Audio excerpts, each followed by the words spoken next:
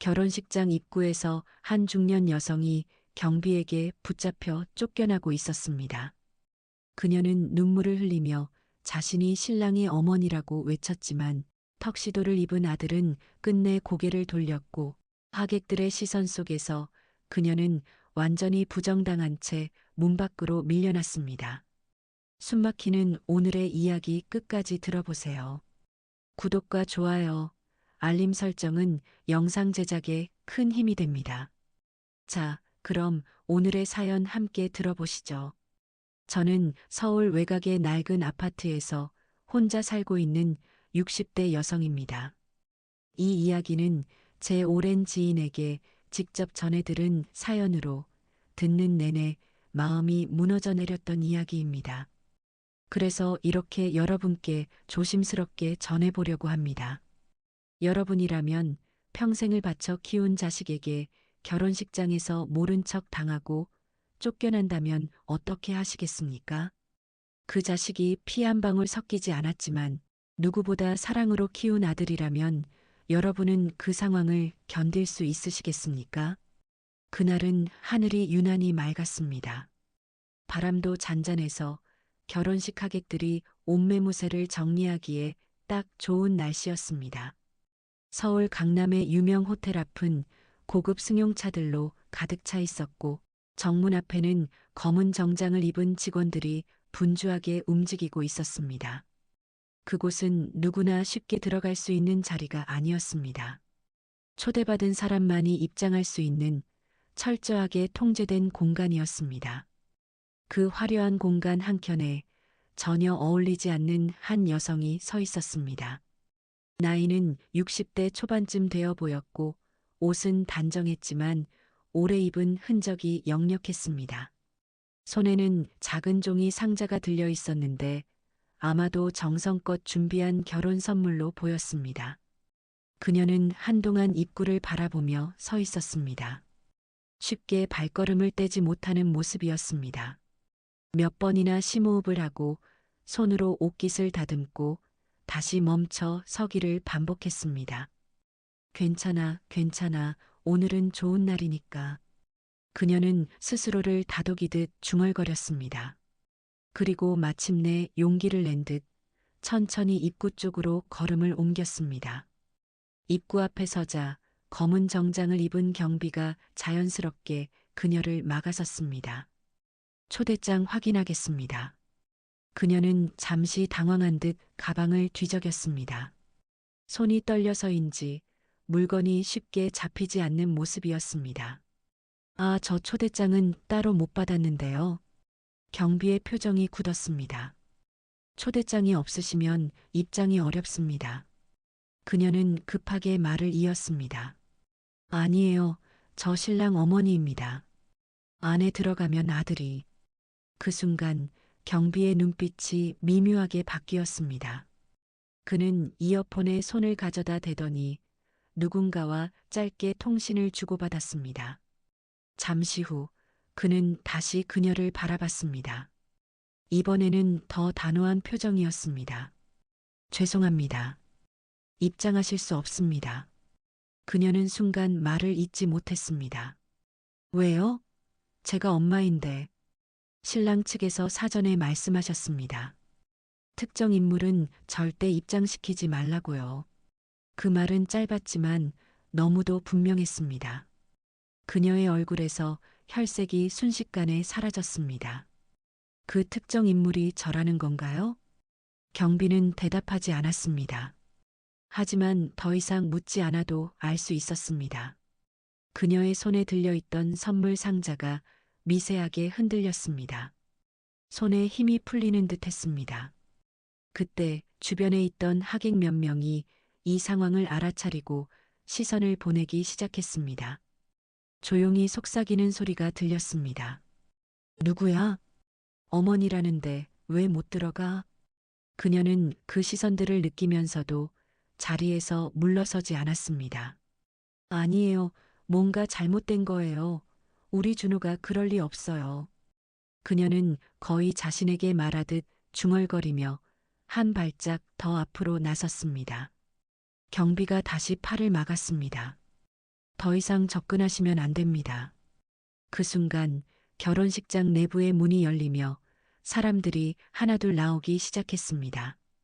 그리고 그 사이로 검은 턱시도를 입은 남자가 모습을 드러냈습니다. 그녀의 눈이 번쩍 뜨였습니다. 준호야. 그녀는 거의 본능적으로 그 이름을 불렀습니다. 그 목소리에는 반가움과 절박함이 동시에 담겨 있었습니다. 남자는 걸음을 멈췄습니다. 그리고 천천히 고개를 들어 그녀를 바라봤습니다. 그 짧은 순간 그녀의 얼굴에는 안도의 빛이 스쳐 지나갔습니다. 드디어 아들이 자신을 알아보고 다가올 거라는 기대였습니다. 하지만 그 기대는 오래가지 않았습니다. 남자의 표정이 서서히 식어갔습니다. 마치 전혀 모르는 사람을 보듯 낯설고 차가운 눈빛이었습니다. 그는 시선을 잠시 떼었다가 다시 경비를 향해 말했습니다. 저 사람 들이지 마세요. 그 한마디였습니다. 그녀의 귀에는 그 말이 믿기지 않는 듯 울렸습니다. 준호야, 나야, 엄마야. 그녀는 떨리는 목소리로 다시 불렀습니다. 하지만 남자는 더 이상 그녀를 보지 않았습니다. 옆에 있던 신부가 그의 팔을 잡으며 조용히 말했습니다. 지금 이런 사람 신경 쓸 시간 아니에요. 그 말에 남자는 고개를 끄덕였습니다. 그녀의 손에서 결국 선물 상자가 떨어졌습니다. 바닥에 부딪히며 둔탁한 소리가 울렸습니다. 그 소리가 유난히 크게 느껴졌습니다. 경비가 다시 그녀의 팔을 잡았습니다. 나가셔야 합니다. 이번에는 저항할 힘조차 없어 보였습니다. 그녀는 그대로 끌려나가듯 밀려났습니다. 자동문이 닫히며 안쪽의 화려한 풍경이 완전히 차단되었습니다. 그녀는 그 자리에서 한 발짝도 움직이지 못했습니다. 그저 닫힌 문만 멍하니 바라보고 있었습니다. 안에서는 음악이 흐르고 있었고 사람들은 웃고 있었고 그녀가 평생을 바쳐 키운 아들은 그 안에서 아무 일 없다는 듯 서 있었습니다. 그녀의 입술이 천천히 떨렸습니다. 내가 뭘 잘못했지. 아무도 대답해주지 않았습니다. 그녀는 한참을 그렇게 서 있었습니다. 시간이 얼마나 지났는지도 모른 채 그 자리에 붙잡힌 사람처럼 서 있었습니다. 그런데 그녀의 눈빛이 서서히 변하기 시작했습니다. 방금 전까지의 절망과 충격이 조금씩 다른 감정으로 바뀌고 있었습니다. 그것은 단순한 슬픔이 아니었습니다. 아주 오래 참고 쌓아온 사람이 마침내 무언가를 결심할 때 나타나는 그런 눈빛이었습니다. 그날 결혼식장에서 쫓겨난 그 여성은 그 자리에서 한 발짝도 움직이지 못한 채 한참을 서 있었다고 합니다. 하지만 그보다 더 놀라운 건 그 여성이 왜 그런 일을 당해야 했는지 그 시작은 아주 오래전으로 거슬러 올라간다는 사실이었습니다. 그 여성의 이름은 윤미숙이었습니다. 올해로 63, 평범하게 살았다면 손주를 보며 여유로운 노후를 보내고 있었을 나이였습니다. 하지만 그녀의 삶은 평범함과는 거리가 멀었습니다. 미숙 씨는 젊은 시절 한 번의 결혼 실패를 겪고 혼자가 되었다고 합니다. 아이 없이 혼자 남겨진 삶은 생각보다 길고 외로웠습니다. 그녀는 생계를 위해 식당 일을 시작했고 하루 12시간 넘게 일하며 버텨냈습니다. 그렇게 몇 년이 흐른 어느 날 한 남자를 만나게 됩니다. 그 남자는 아내를 먼저 떠나보내고 어린 아들을 홀로 키우고 있는 사람이었습니다. 혼자 키우기엔 너무 버겁네요. 그 남자의 한마디가 미숙 씨의 마음을 흔들었다고 합니다. 그 아이는 당시 겨우 10살이었습니다. 어머니를 잃고 눈치를 보며 자라는 아이였습니다. 미숙 씨는 그 아이를 처음 봤을 때를 아직도 잊지 못한다고 했습니다. 작은 체구에 말수가 적고 눈빛이 유난히 어두웠던 아이. 밥은 먹었니? 그녀가 조심스럽게 물었을 때 아이는 고개만 끄덕였다고 합니다. 그 모습이 어찌나 마음에 걸리던지 결국 그녀는 그 남자와 재혼을 결심하게 됩니다. 그리고 그 선택은 그녀 인생의 모든 방향을 바꿔놓았습니다. 처음에는 쉽지 않았습니다. 아이는 쉽게 마음을 열지 않았고 미숙 씨를 경계했습니다. 집안에는 늘 어색한 공기가 감돌았습니다. 괜찮아, 천천히 하면 돼. 그녀는 스스로를 다독이며 서두르지 않았습니다. 억지로 엄마가 되려고 하지 않았고 그저 곁을 지키기로 했습니다. 아이가 좋아하는 반찬을 알아가고 학교에서 돌아오는 시간을 기다렸다가 따뜻한 밥을 차려주고 아픈 날에는 밤새 곁을 지켰습니다. 그렇게 시간이 흐르면서 아이의 태도가 조금씩 변하기 시작했습니다. 어느 날이었습니다. 아이가 처음으로 먼저 말을 걸어왔습니다. 오늘 학교에서 상 받았어요. 그 짧은 한마디에 미숙 씨는 그 자리에서 눈물이 날 뻔했다고 합니다. 그래, 잘했네, 정말 잘했어. 그녀는 애써 담담하게 말했지만 속으로는 벅찬 감정이 밀려왔다고 했습니다. 그날 이후 아이는 조금씩 그녀에게 마음을 열기 시작했습니다. 어느새 아줌마라고 부르던 호칭이 엄마로 바뀌는 데까지 그리 오래 걸리지 않았습니다. 그때부터였습니다. 미숙 씨의 삶은 완전히 그 아이 중심으로 돌아가기 시작했습니다. 아이의 학비, 옷과 학원비, 모든 것을 책임지기 위해 그녀는 더 많은 일을 해야 했습니다. 식당 일을 마치고 나면 밤에는 청소 일을 했고 새벽에는 시장에서 일을 도우며 돈을 벌었습니다. 몸이 버티지 못해 쓰러진 적도 여러 번이었다고 합니다. 하지만 병원에 갈 시간도 아까워 약만 먹고 다시 일을 나갔다고 했습니다. 내가 버텨야지, 이해는 나밖에 없는데. 그녀는 그렇게 스스로를 몰아붙였습니다. 남편은 몇 년 후 지병으로 세상을 떠났습니다.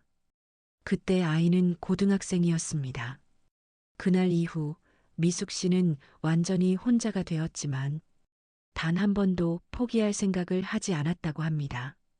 오히려 더 악착같이 살기 시작했습니다. 엄마가 끝까지 책임질게.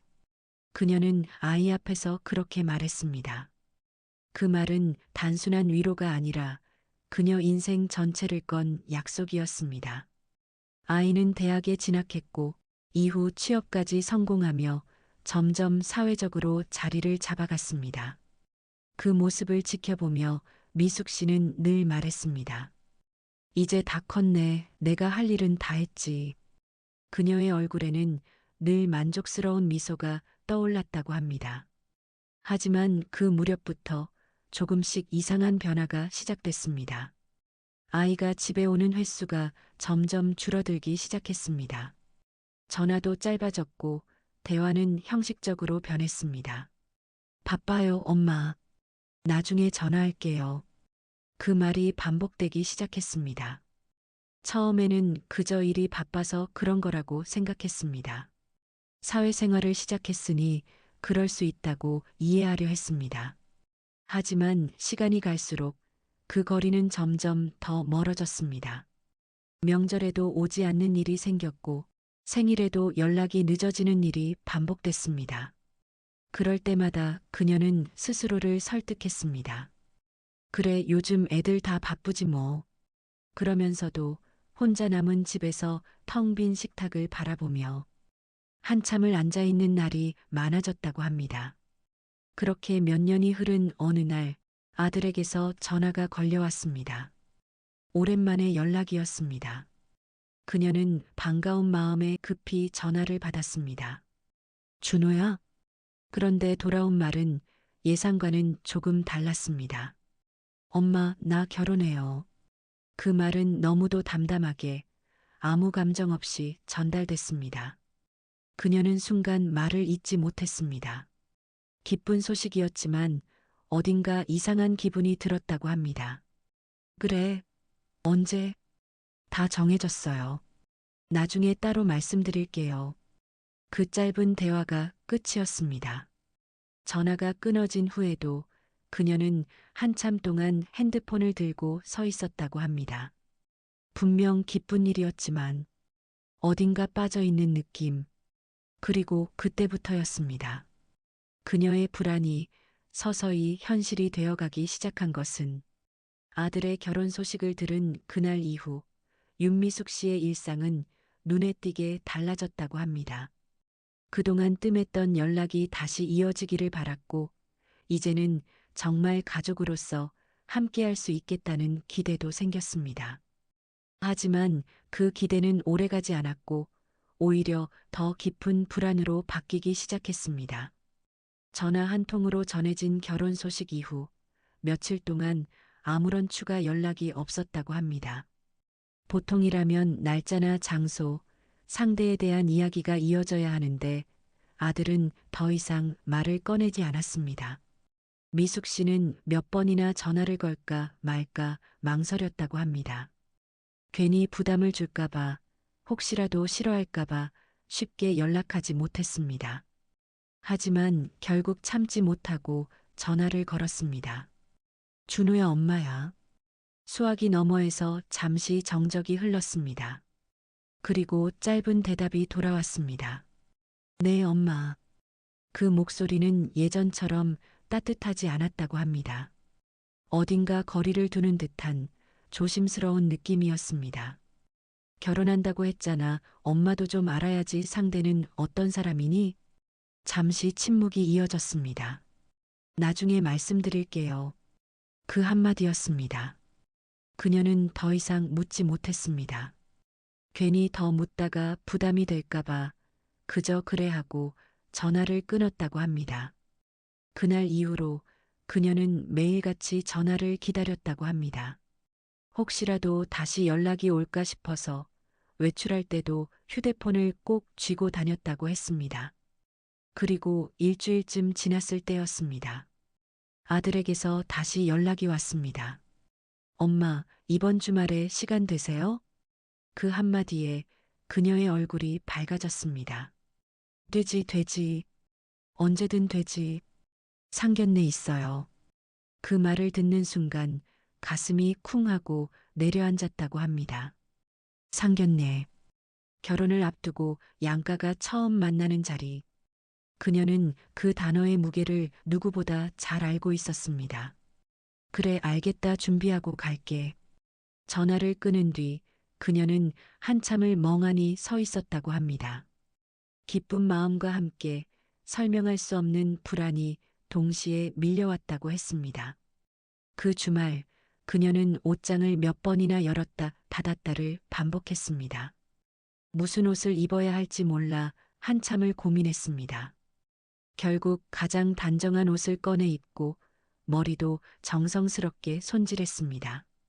낡았지만 깨끗하게 다려입은 옷이었습니다. 괜찮아, 너무 튀지만 않으면 돼. 그녀는 거울을 보며 스스로를 다독였습니다. 상견례 장소는 서울 시내의 고급 한정식집이었습니다. 문을 열고 들어서는 순간 분위기가 남달랐다고 합니다. 차분하고 고급스러운 인테리어, 직원들의 정중한 태도, 그리고 이미 도착해 있는 상대 가족들. 그 자리에서 그녀는 한눈에 느꼈다고 합니다. 아, 여긴 내가 있을 자리가 아니구나. 상대 가족은 단정함을 넘어선 격이 느껴지는 사람들이었습니다. 말투, 옷차림, 행동 하나하나에서 여유와 자신감이 묻어났습니다. 반면 그녀는 그 자리에서 한없이 작아지는 기분이었다고 합니다. 아들은 이미 도착해 있었고 그녀를 보자 짧게 인사를 했습니다. 왔어요? 그 말 한마디에 그녀의 마음이 또 한 번 내려앉았습니다. 예전 같았으면 엄마 왔어요? 라고 했을 텐데 이제는 그마저도 사라져 있었습니다. 자리에 앉자마자 상대 측에서 먼저 말을 꺼냈습니다. 어머님이세요? 그 말투는 공손했지만 어딘가 선을 긋는 느낌이 강했다고 합니다. 네, 부족하지만 엄마입니다. 그녀는 최대한 조심스럽게 대답했습니다. 그런데 그 다음 이어진 말이 분위기를 완전히 바꿔놓았습니다. 친어머니는 아니시라고 들었는데 순간 공기가 멈춘 것처럼 느껴졌다고 합니다. 그녀는 아무 말도 할 수 없었습니다.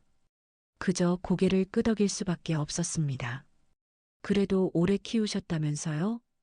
그 말은 겉으로는 칭찬 같았지만 속으로는 선을 분명히 긋는 말이었습니다. 그녀는 그제야 알았다고 합니다. 이 자리는 이미 자신을 엄마로 인정하지 않는 자리라는 것을. 아들은 그 말을 듣고도 아무 반응이 없었습니다.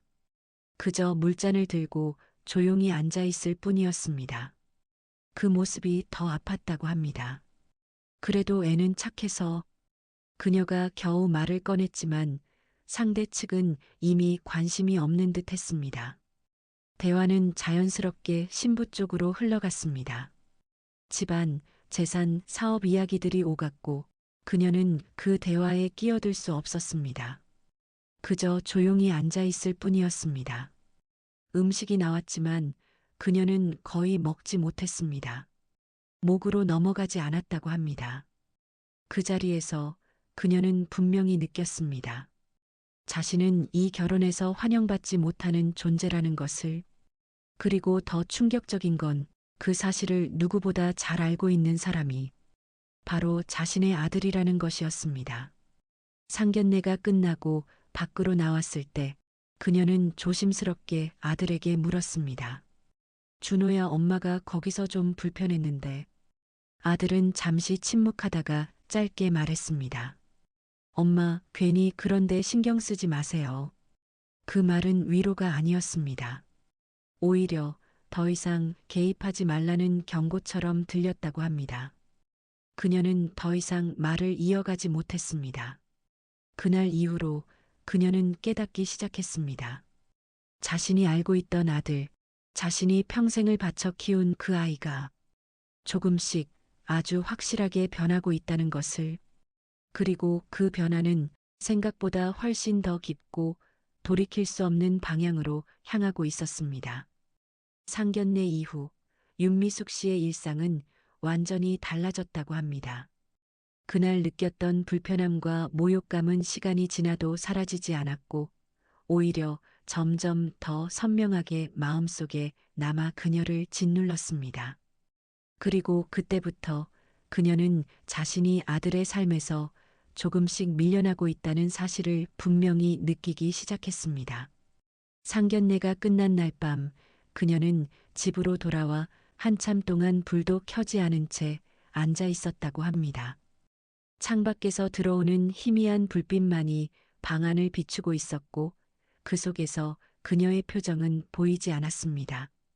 식탁 위에는 상견례에서 받아온 작은 봉투가 그대로 놓여 있었습니다. 그녀는 그것을 한참 동안 바라보다가 결국 손도 대지 못했다고 합니다. 내가 거기서 왜 그렇게 작아졌을까? 그녀는 혼잣말처럼 중얼거렸습니다.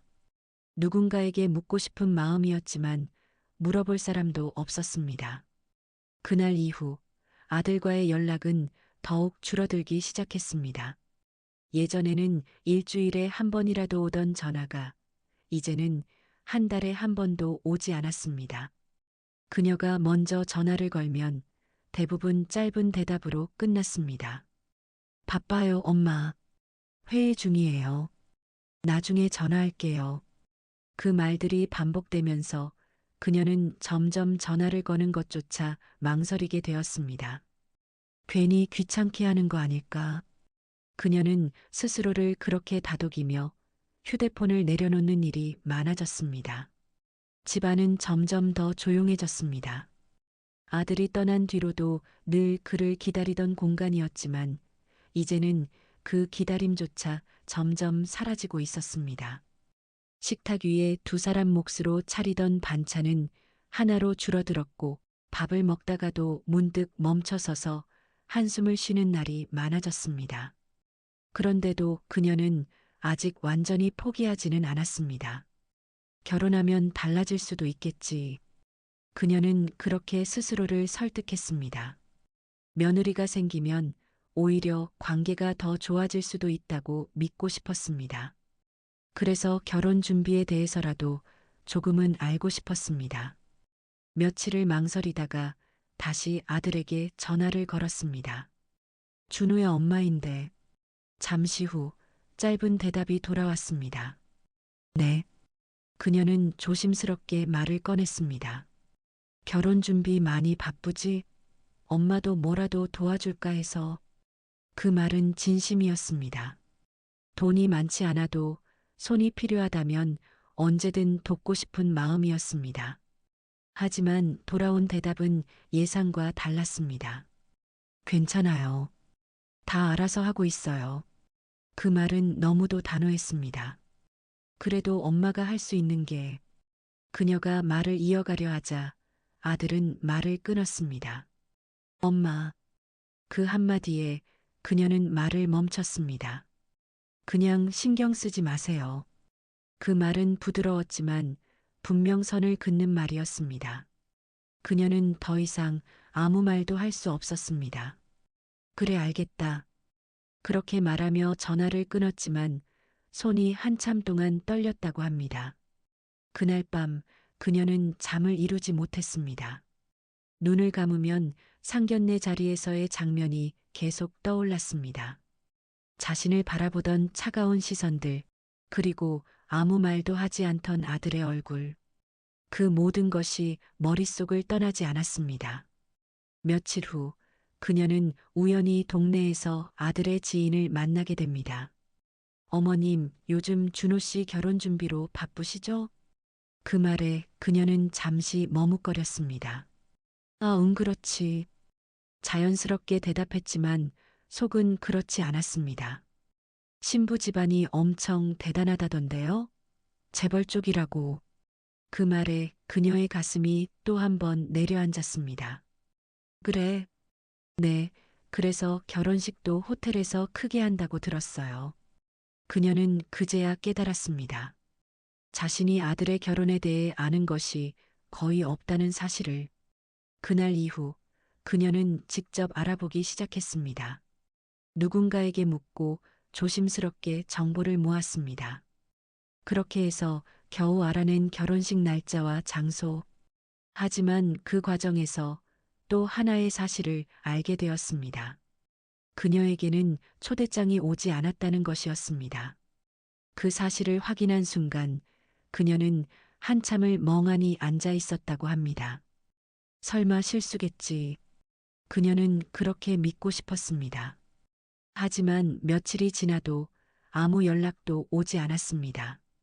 그녀는 몇 번이나 전화를 걸까 고민했지만 결국 하지 못했습니다. 혹시라도 정말로 자신을 부르지 않은 거라면 그 사실을 직접 확인하는 것이 더 두려웠기 때문이었습니다. 결혼식 전날 밤 그녀는 옷장을 열었습니다. 오래전에 사두었던 정장을 꺼내 들었습니다. 한 번도 입지 못했던 옷이었습니다. 그래도 가봐야지. 그녀는 조용히 중얼거렸습니다. 초대받지 못했어도 그래도 한 번은 보고 싶었습니다. 자신이 평생을 바쳐 키운 그 아이가 어떤 모습으로 서 있는지, 그 마지막 모습을 한 번만이라도 눈에 담고 싶었습니다. 그날 밤 그녀는 옷을 곱게 다려놓고 작은 선물 상자를 다시 꺼냈습니다. 그리고 조용히 앉아 한참 동안 그 상자를 바라봤습니다. 그 안에는 비싼 물건이 들어있는 것이 아니었습니다. 그녀가 직접 고르고 직접 포장한 작은 정성이었습니다. 엄마가 해줄 수 있는 건 이거밖에 없네. 그녀는 그렇게 말하며 살짝 미소를 지었다고 합니다. 하지만 그 미소는 오래가지 않았습니다. 그녀는 이미 알고 있었던 것 같습니다. 내일 그 결혼식장에서 자신이 어떤 대접을 받게 될지, 그리고 그 예상은 결국 현실이 되고 말았습니다. 결혼식장에서 쫓겨난 윤미숙 씨는 한동안 그 자리에서 떠나지 못했다고 합니다. 하지만 그날의 충격은 단순히 쫓겨났다는 사실에서 끝나지 않았습니다. 그녀의 인생을 송두리째 흔들어버린 진짜 사건은 그날 그 자리에서 이어서 벌어졌습니다.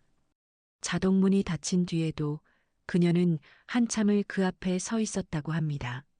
안에서는 축가가 흐르고 있었고 사람들의 웃음소리가 간간이 새어나왔습니다. 그 모든 소리가 마치 다른 세상의 일처럼 느껴졌다고 합니다. 그녀는 몇 걸음 뒤로 물러났다가 다시 앞으로 다가가기를 반복했습니다. 떠나야 한다는 생각과 한 번만 더 확인하고 싶다는 마음이 계속 부딪히고 있었습니다. 이건 아닌데. 그녀는 낮게 중얼거렸습니다. 지금 상황이 현실이라는 게 도저히 믿기지 않았습니다. 결국 그녀는 다시 입구 쪽으로 다가갔습니다. 이번에는 경비가 먼저 그녀를 막아섰습니다. 아까 말씀드렸습니다. 더 이상 들어오시면 안 됩니다. 그녀는 고개를 저었습니다. 아니에요. 잠깐만이면 돼요. 한마디만. 목소리가 점점 떨리기 시작했습니다. 아들한테 한마디만 하고 갈게요. 경비는 단호했습니다. 불가능합니다. 그녀는 그 자리에 멈춰 섰습니다. 더 이상 움직일 수 없었습니다. 그때 식장 안쪽에서 문이 다시 열렸습니다.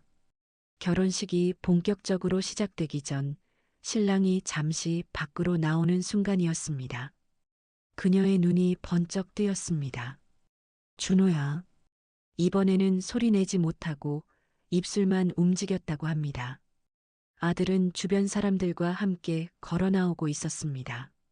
신부와 그 가족들도 함께였습니다. 그 모습은 너무도 완벽해 보였습니다. 깔끔한 턱시도, 당당한 태도, 여유로운 표정. 그녀가 알던 아이와는 전혀 다른 사람이었습니다. 그녀는 떨리는 다리로 한 발짝 앞으로 나갔습니다. 경비가 다시 막으려 했지만 그녀는 간신히 몸을 빼며 말을 꺼냈습니다. 준호야, 잠깐만. 이번에는 아들이 분명히 그녀를 봤습니다. 눈이 마주쳤습니다. 그 짧은 순간 그녀의 눈에는 간절함이 가득 담겨 있었습니다. 한 번만이라도. 하지만 아들의 표정은 달라지지 않았습니다. 오히려 더 굳어졌습니다. 그는 주변을 한번 둘러본 뒤 조용히 입을 열었습니다. 왜 오셨어요? 그 말은 너무도 차가웠습니다. 그녀는 순간 말을 잃었습니다. 엄마가 어떻게 안 와? 겨우 그렇게 말했지만 목소리는 거의 들리지 않을 정도로 작았습니다. 아들은 한숨을 내쉬듯 고개를 돌렸습니다. 제가 분명히 오지 말라고 했잖아요. 그녀는 그 말을 듣고 그대로 굳어버렸습니다. 그게 무슨 말이야? 여기 엄마 자리 없습니다. 그 말은 단순한 거절이 아니었습니다. 그녀의 존재 자체를 부정하는 말이었습니다. 그 순간 신부가 한 발 앞으로 나섰습니다. 이분이세요? 그녀는 미숙 씨를 위아래로 훑어봤습니다. 그 시선에는 노골적인 평가가 담겨 있었습니다. 결혼식인데 이런 상황은 좀 곤란하네요. 그 말은 겉으로는 부드러웠지만 내용은 분명했습니다. 여긴 당신이 있을 곳이 아니다. 그녀는 아무 말도 할 수 없었습니다. 그저 그 자리에 서서 두 사람을 번갈아 바라볼 뿐이었습니다. 아들은 그 시선을 피하며 말했습니다. 정리해 주세요. 그 말 한마디에 경비가 다시 움직였습니다. 이쪽으로 나오시죠. 그녀는 팔이 붙잡혔지만 이번에는 쉽게 움직이지 않았습니다. 준호야, 나 엄마야. 그녀의 목소리는 점점 무너지고 있었습니다. 너 아플 때 밤새 지킨 사람 나야. 그 말이 공기 중에 흩어졌습니다. 하지만 아들의 표정은 변하지 않았습니다. 그녀는 마지막으로 말을 이어갔습니다. 너 학교 보내려고 내가. 그 순간 아들이 말을 끊었습니다. 그만하세요. 짧고 단호한 한마디였습니다. 그녀의 입이 그대로 닫혔습니다. 주변에 있던 사람들이 모두 그 장면을 보고 있었습니다. 누군가는 눈을 피했고 누군가는 노골적으로 지켜봤습니다. 그녀는 그 시선 속에서 완전히 고립된 기분이었다고 합니다. 그때 신부 쪽에서 누군가가 낮게 말했습니다. 이미지 안 좋아집니다. 그 말은 아들에게 향한 것이었습니다. 아들은 잠시 눈을 감았다가 다시 떴습니다. 그리고 차갑게 말했습니다. 데려가세요. 그 말이 떨어지는 순간 그녀의 몸에서 힘이 빠졌습니다. 손에 들고 있던 가방이 바닥에 떨어졌고 안에 있던 물건들이 쏟아졌습니다. 작은 사진 한 장이 바닥에 흘러나왔습니다. 어린 시절 아들과 함께 찍은 사진이었습니다. 그녀는 그것을 보려 했지만 경비에게 끌려나가며 손을 뻗지 못했습니다. 자동문이 다시 닫혔습니다. 이번에는 완전히 차단된 느낌이었습니다. 그녀는 밖으로 밀려나 결국 바닥에 주저앉았습니다. 한동안 아무 말도 하지 못했습니다. 눈물도 바로 나오지 않았습니다. 그저 아무 감정도 느껴지지 않는 상태였습니다. 그렇게 얼마나 시간이 지났을까요? 그녀는 천천히 고개를 들었습니다. 그리고 입술이 아주 미세하게 움직였습니다. 그래, 알겠다. 그 말은 누군가에게 하는 말이 아니었습니다. 자신에게 하는 말이었습니다. 그 순간부터였습니다. 윤미숙 씨의 인생이 완전히 다른 방향으로 흘러가기 시작한 것은 결혼식장에서 쫓겨난 그날 이후 윤미숙 씨는 완전히 다른 사람이 된 것 같았다고 합니다.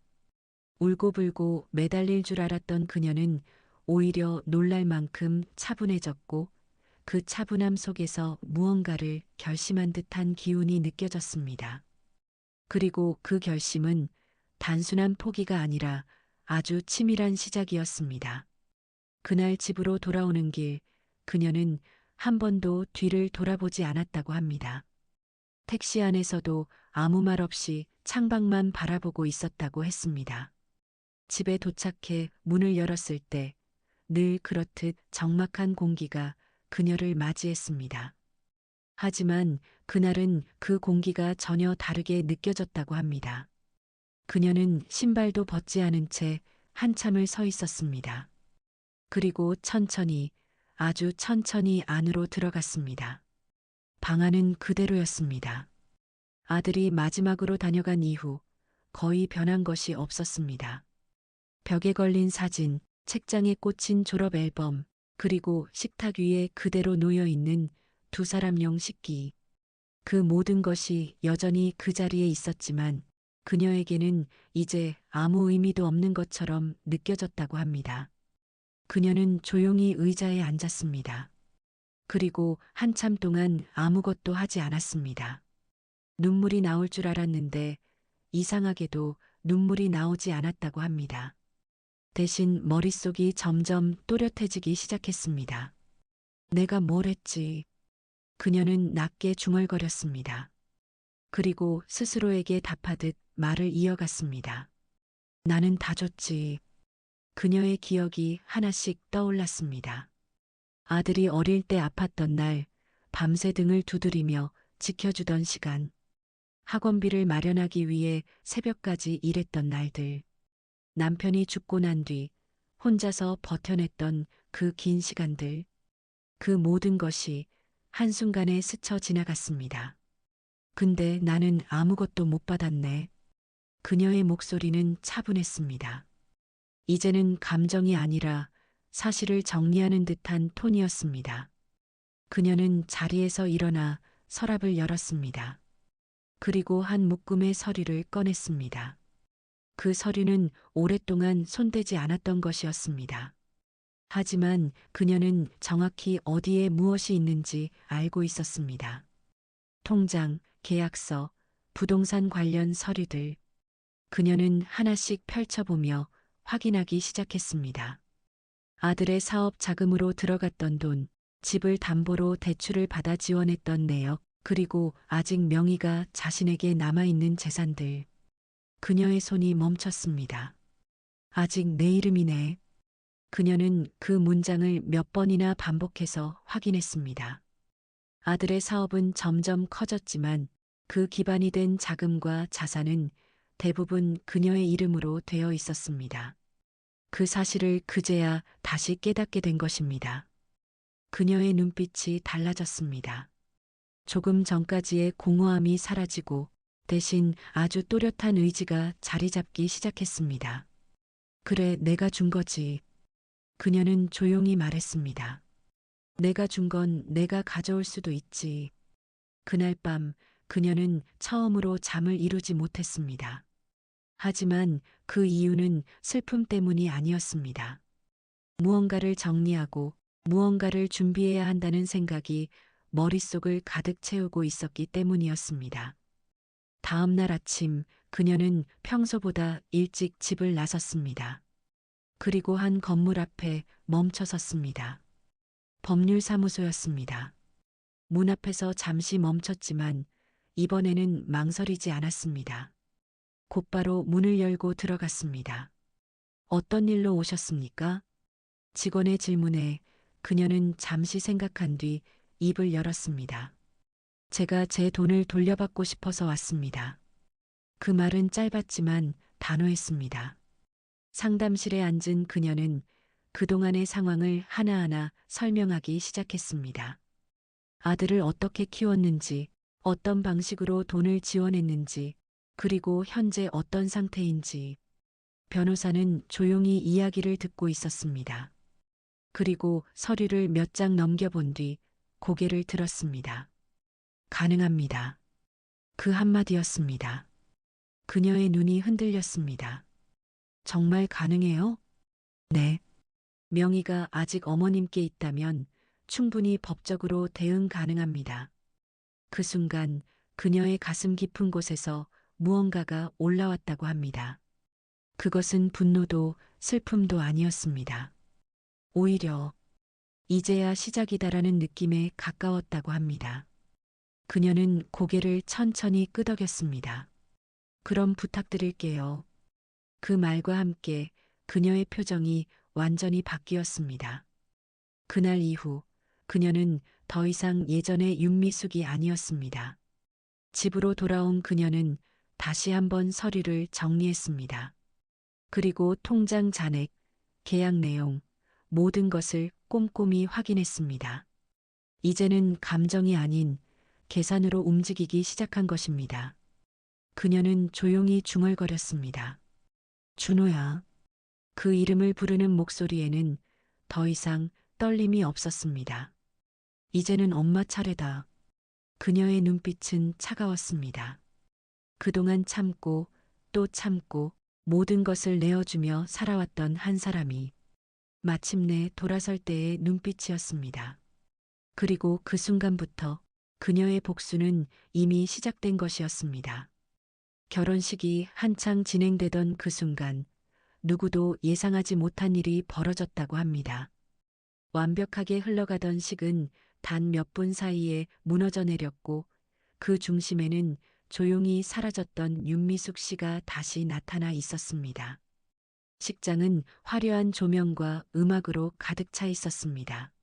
신랑과 신부는 단상 위에 서 있었고 사회자의 목소리가 차분하게 울려 퍼지고 있었습니다.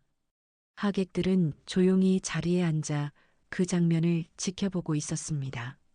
누가 봐도 흠잡을 데 없는 완벽한 결혼식이었습니다. 그때였습니다.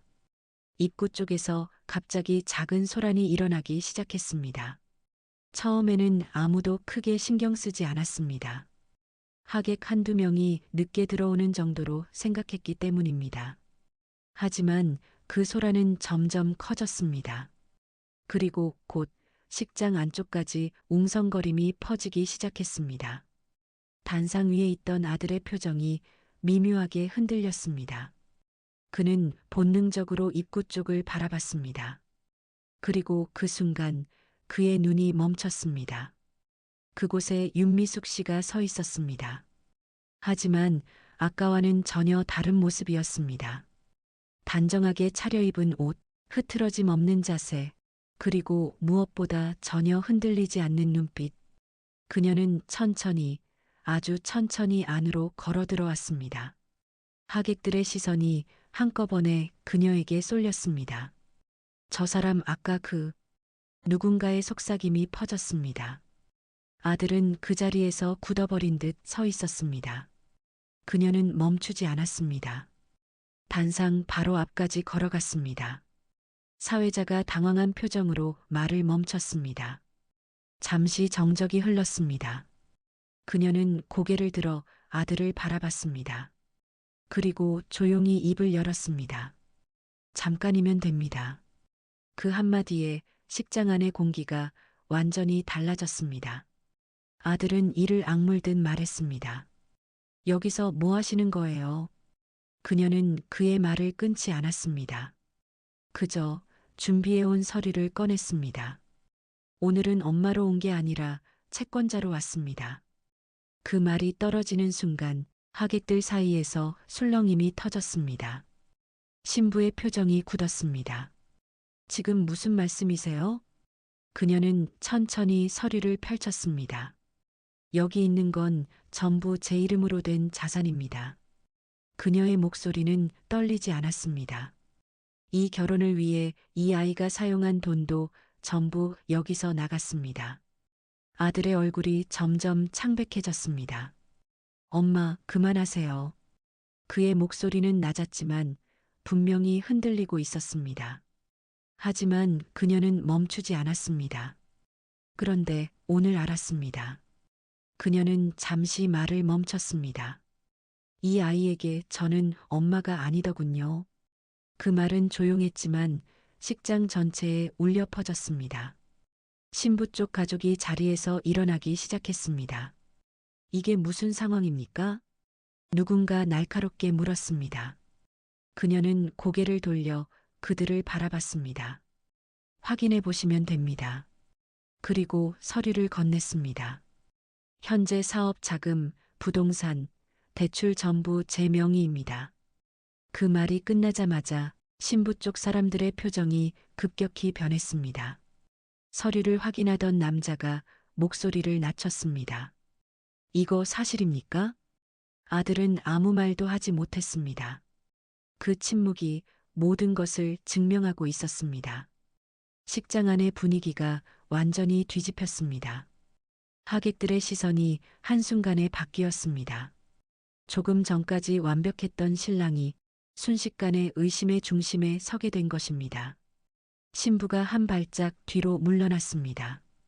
이거 나한테 설명해줘야 하는 거 아니야? 그녀의 목소리는 낮았지만 분노가 담겨 있었습니다. 아들은 아무 말도 하지 못했습니다. 그저 입술만 굳게 다물고 있었습니다. 그때 윤미숙 씨가 다시 입을 열었습니다. 오늘부로 모든 지원을 중단하겠습니다. 그녀는 단호하게 말했습니다.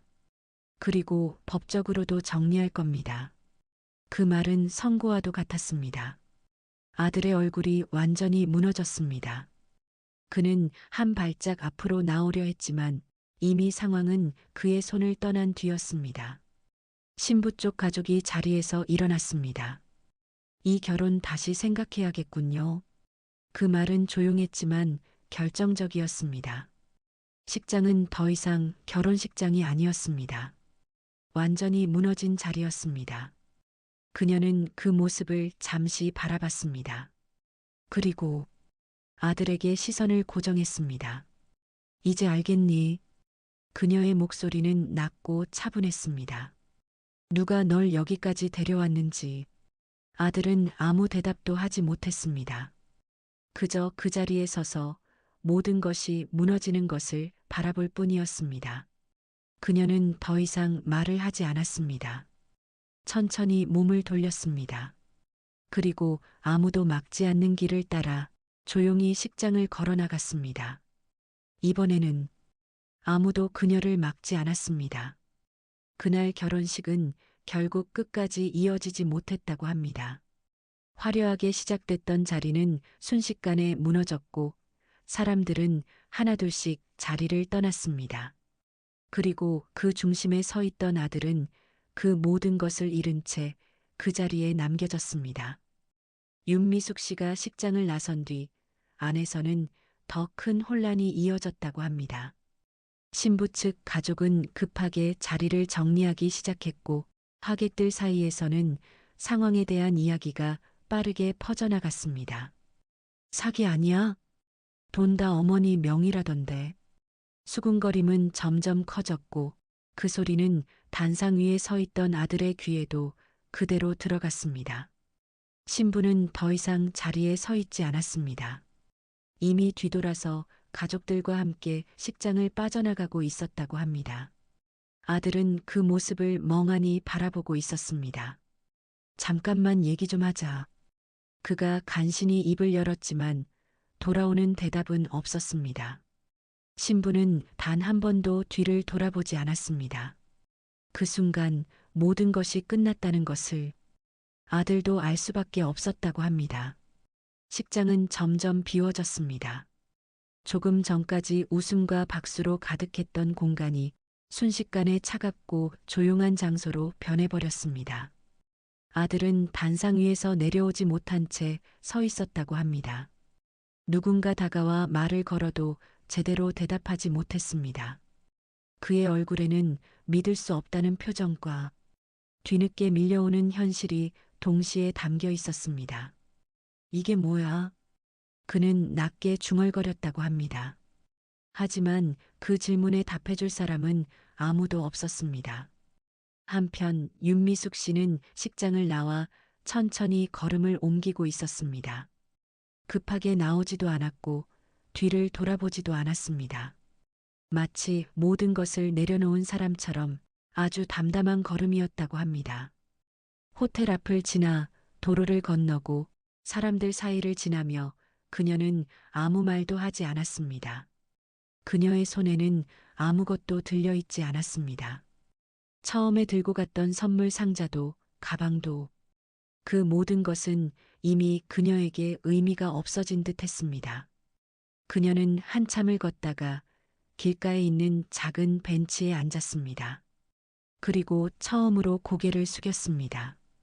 그 순간 참아왔던 감정이 천천히 올라오기 시작했습니다. 눈물이 한 방울 조용히 떨어졌습니다. 하지만 그 눈물은 오래가지 않았습니다. 그녀는 손등으로 눈가를 닦고 다시 고개를 들었습니다. 표정은 생각보다 차분했습니다. 이제 끝났네. 그녀는 낮게 말했습니다. 그 말에는 아쉬움도 미련도 거의 담겨 있지 않았습니다. 오히려 무언가를 정리한 사람의 담담함이 느껴졌습니다. 며칠 후 아들의 소식이 들려왔습니다. 사업 자금이 끊기면서 운영하던 회사는 바로 흔들리기 시작했고 대출 문제까지 겹치면서 상황은 빠르게 악화되었다고 합니다. 그동안 쌓아왔던 것들이 너무나도 쉽게 무너져 내리고 있었습니다. 신부 측과의 관계는 완전히 끊겼고 결혼은 공식적으로 취소되었습니다. 주변 사람들도 하나둘씩 그를 떠나기 시작했습니다. 그가 의지하고 있던 것들이 사실은 전부 외부에 기반한 것이었다는 사실이 그제야 드러난 것입니다. 그 소식을 들은 윤미숙 씨는 아무 말도 하지 않았다고 합니다. 그저 조용히 고개를 끄덕였다고 했습니다. 그래, 그럴 줄 알았다. 그 한마디였습니다. 그녀는 더 이상 그 일을 깊게 생각하지 않았습니다. 대신 자신의 삶을 다시 정리하기 시작했습니다. 오랫동안 미뤄두었던 건강검진도 받고 집안도 하나씩 정리했습니다. 그리고 작은 가게 하나를 시작했다고 합니다. 크지 않은 분식집이었습니다. 이제는 나 먹고 살 만큼만 벌면 되지. 그녀는 그렇게 말하며 웃었다고 합니다. 그 웃음은 예전과는 달랐습니다. 누군가를 위해 참으며 짓던 웃음이 아니라 자신을 위해 편안하게 짓는 웃음이었습니다. 가게를 찾는 손님들과 이야기 나누고 소소한 일상을 보내며 그녀는 점점 안정을 되찾았습니다. 어느 날 가게 문을 닫고 정리를 하던 중 누군가 문 앞에 서 있는 것을 발견했다고 합니다. 고개를 들어보니 그곳에는 아들이 서 있었습니다. 많이 지쳐 보이는 얼굴, 예전과는 전혀 다른 모습이었습니다. 그는 한참을 서 있다가 겨우 입을 열었습니다. 엄마. 그 한마디에 공기가 잠시 멈췄습니다. 하지만 그녀는 아무 말도 하지 않았습니다. 그저 잠시 그를 바라보다가 다시 손에 들고 있던 행주로 테이블을 닦기 시작했습니다. 그 모습은 아주 평온해 보였다고 합니다. 아들은 더 이상 말을 이어가지 못했습니다. 한참을 서 있다가 결국 고개를 숙이고 돌아섰다고 합니다. 그녀는 그 모습을 끝까지 보지 않았습니다. 그저 조용히 가게 문을 닫았습니다. 그날 이후로 아들은 다시 나타나지 않았다고 합니다. 그리고 윤미숙 씨는 더 이상 과거를 돌아보지 않았습니다. 그녀의 삶은 비로소 그녀 자신의 것이 되었기 때문입니다. 이 이야기를 전해 들으면서 저는 오래 생각했습니다. 가족이라는 이름으로 묶인 관계가 과연 어디까지가 사랑이고 어디부터가 희생인지, 그리고 그 경계를 넘어섰을 때 우리는 어떤 선택을 해야 하는지 말입니다. 여러분이라면 그날 그 결혼식장에서 어떤 선택을 하셨을까요?